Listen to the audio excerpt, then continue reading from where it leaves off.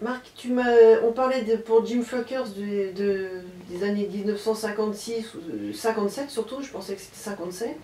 Ce qui m'étonne juste, c'est que la signature à l'époque, enfin sur Jim Flockers c'est marqué Al Uderzo, mais à l'époque je ne savais pas qu'il continuait à signer Al Uderzo, je pensais que c'était déjà Uderzo.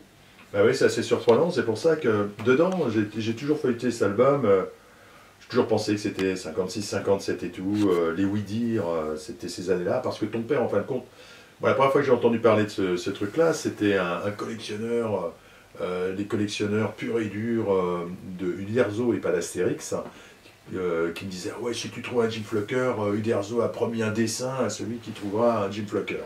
C'était le bruit qui courait dans les années fin 70, début 80, parce que c'était vraiment un album mythique.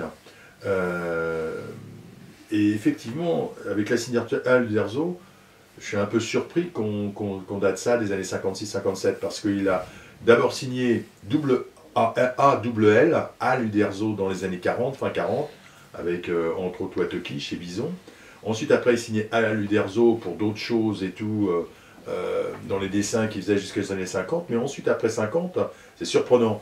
Alors peut-être qu'avec avec Charlier, il s'est dit: tiens, comme c'est un dessin de pub, une histoire de pub et tout, je vais reprendre Oui, ma parce que là, signature de l'époque. là il y a Watoki, effectivement, qui date de quelle année Watoki? 47. Hein. Et c'est signé Al Uderzo avec deux N. Avec deux L, oui, c'est la seule fois, je crois, qu'il l'a fait avec un double L. Et c'est encore les Indiens, C'est encore les Indiens. j'ose le dire. Ce qui est intéressant sur Jim Flocker, c'est que, a priori, Charlier, ça a été un petit peu le début, on dirait, presque de Blueberry, parce que ce qui est marrant, c'est que la deuxième histoire qui était prévue après la diligence de Santa Fe, c'est l'énigme de la mine perdue. Donc ça rappellera pour les aficionados de Blueberry quelque chose.